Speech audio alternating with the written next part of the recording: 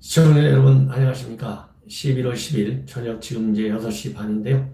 전옥희 안보정론 한 번 더 정리해 드리겠습니다. 오늘 정우영, 그 다음에 노영민, 김상조 3명의 청와대 실장이 기자회견을 청와대에서 했습니다. 그 중에 전반적인 총괄적 평가는 제가 이미 앞에서 해드렸는데요. 지금은 정우영 안보실장이 북한의 핵 문제와 관련해서 기자회견에서 밝힌 내용 중에 특히 우리가 꼭 짚고 넘어가야 할 대목 하나를 더 추가하겠습니다. 뭐냐면 현재 미국 간의 북한 핵 폐기 문제에 관한 협상이 사실상 중단되어 있어요.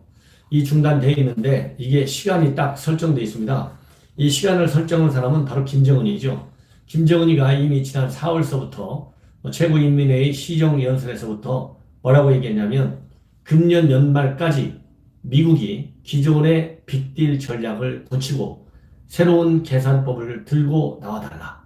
이거를 제안해달라. 이렇게 김정은이 얘기한 이후에 북한의 모든 고위 당국자들이 연쇄적으로 이러한 연말 내 미국의 전략 변경을 계속해서 집요하게 물고 늘어지고 있어요.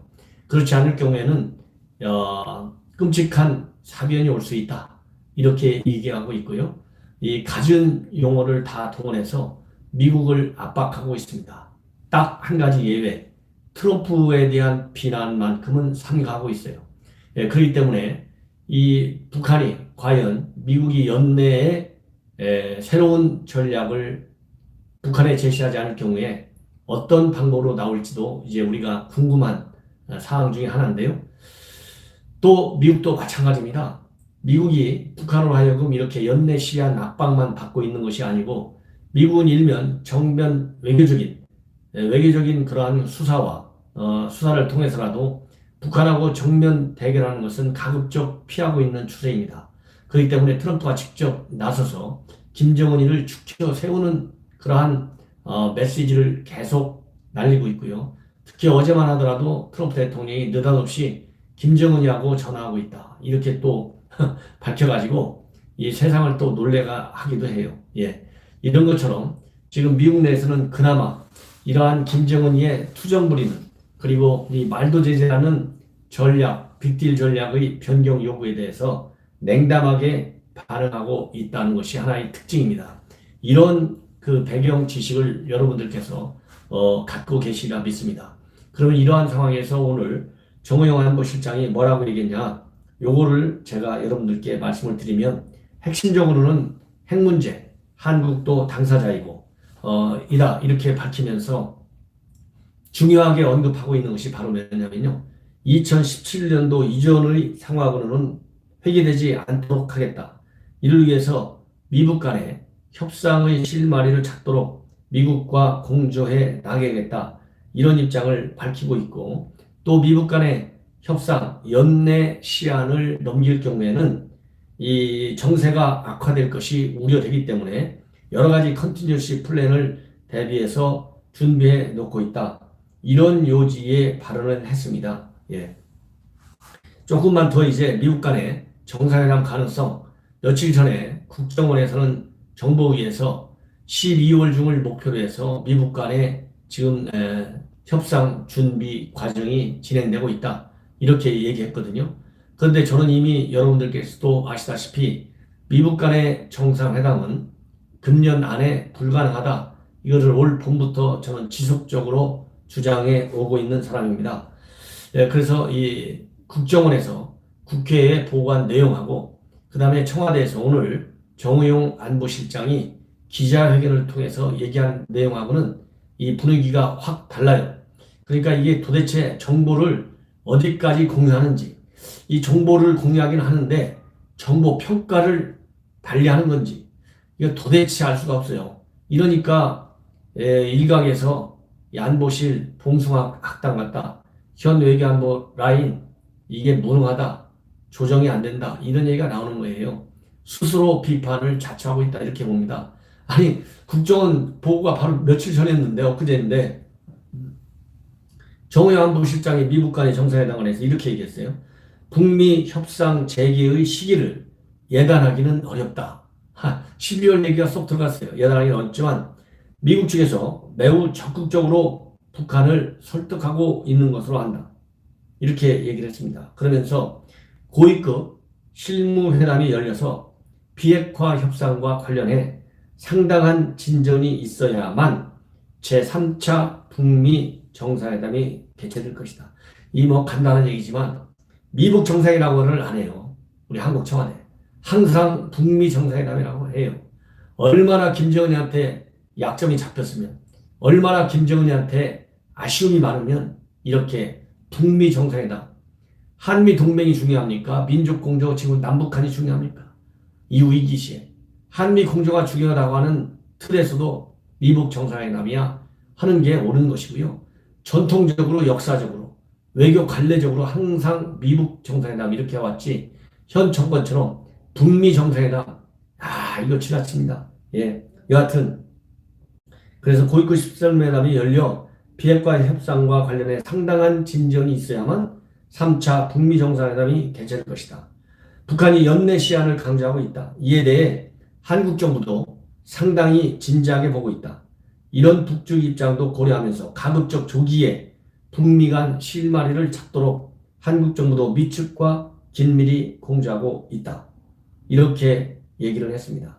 그러면서 예단에서 언급하기는 적절치 않지만 여러 컨티전시 플랜을 준비하고 있다. 비핵화 협상이 순조롭게 진행되도록 한미 간 공조하고 있다. 그래서 한국 정부로서는 2017년도 이전 상황으로 절대로 돌아가서는 안 된다고 생각하고 있다. 이를 위해 여러 가지 노력을 하고 있다. 그리고 이제 한두 가지만 더 말씀을 드리겠습니다.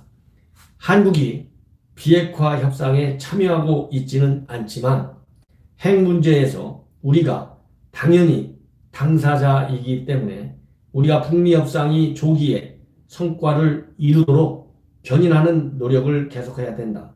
그 노력 중에 하나가 남북관계 개선이다. 남북관계 개선 없이 한반도 평화나 비핵화 협상이 큰 진전을 보기 어렵다. 남북관계는 한국이 더 적극적으로 주도해 나가야 한다.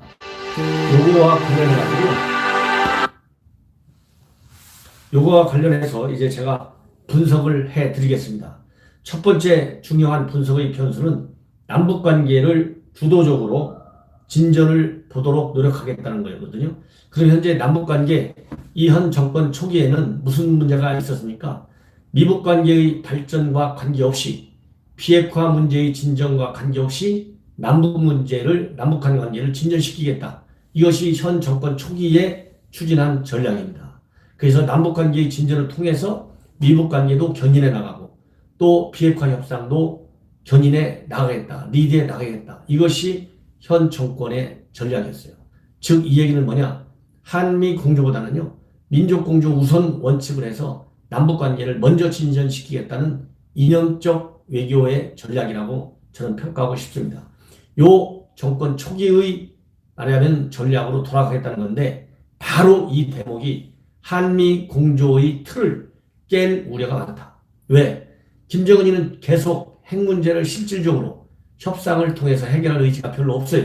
시간만 질질 끌면서 대북 제재명만 무너뜨리고 또 이 한반도에서의 미국이 그들이 얘기하는 적대시 정책, 즉 주한미군 없애고 훈련 안 하고 한미동맹 없애고 이런 것만 이번 미국 간의 협상의 틀 안에서 달성시키고 싶은 것이지 실질적인 핵을 폐기하는 의사가 없는 것이 이제 확인이 됐지 않습니까? 그렇기 때문에 미국은 전통적으로 남북과의 관계는 미국 관계 개선과 병행적으로 비례적으로 발전시켜야 한다는 것이 미국의 오랜 대한반도 정책입니다. 이것을 현 정권에서 지키지 않으니까 미국이 채찍을 들고 나왔고 제재 면제 잘 안 해주고 특히 금강산, 개성공단, 남북철도 이런 거 전부 수습시켰잖아요. 이 얘기는 남북관계만 진전될 경우에는 미국의 한반도에 대한 영향력이 줄어들 수밖에 없고 그럴 경우에는 상대적으로 이게 중국만 좋아하게 된다. 그래서 사실상 한반도에서의 중국의 패권 급속도로 신장된다. 이거는 미국이 용서할 수 없다. 이런 거거든요. 그래서 이렇게 남북관계 진전을 많이 나가겠다. 이게 컨틴전시 플랜이 하나예요. 매우 위험한 플랜이다. 이런 얘기를 하고 싶고요. 그 다음에 또 하나는 2017년도 이전의 상황으로 돌아가지 않도록 노력하겠다. 이 얘기거든요. 자, 2017년도 상황은 우리가 잘못해서 한 겁니까? 2017년도 상황 악화, 군사적인 충돌 위기, 이거는 김정은이가 핵실험을 계속하고 또 미사일 발사를 계속함으로써 군사적인 충돌 위기, 군사적인 압박과 도발 위기를 고의적으로 주도적으로 계속하는 바람에 한반도에서의 군사적 긴장이 고조가 됐고, 이러한 북한의 도발에 대해서 미국 트럼프 대통령은 용납할 수 없다. 군사적인 선제 타격도 가능하다. 그러한 전략의 일단을 실질적인 무력 시위를 통해서 특히 전략자산 B2, B52 전폭기, 핵자산까지 전부 핵 항모까지 동원해가지고 미국이 말하자면 북한의 도발에 대응해 왔어요. 그러다 보니까 군사적인 긴장의 위기가 높아질 수밖에 없는 겁니다.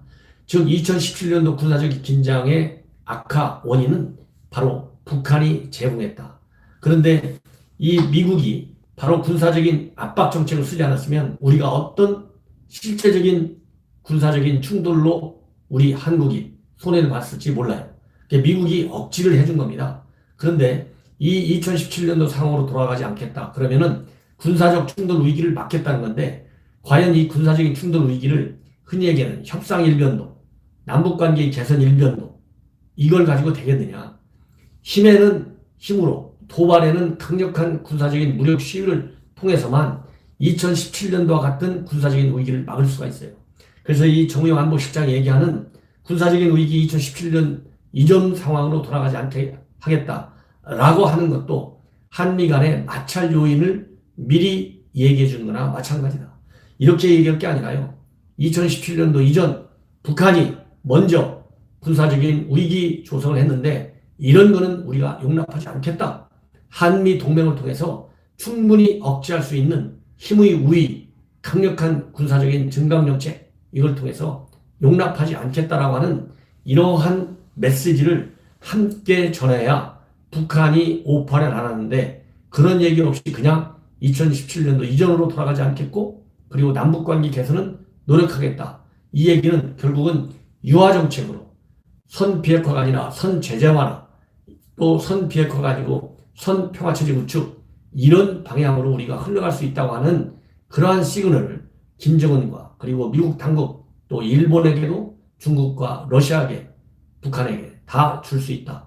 이것은 결국 우리의 대북, 대미, 대외 전략이 굉장히 유화적으로, 즉 김정은의 압박과 도발 위기에 우리가 강력히 힘으로 맞받아치겠다, 이런 의지가 없는 걸로 비춰질 우려가 있기 때문에 상당히 걱정스러운 일면을 볼 수 있다. 저는 그렇게 판단합니다.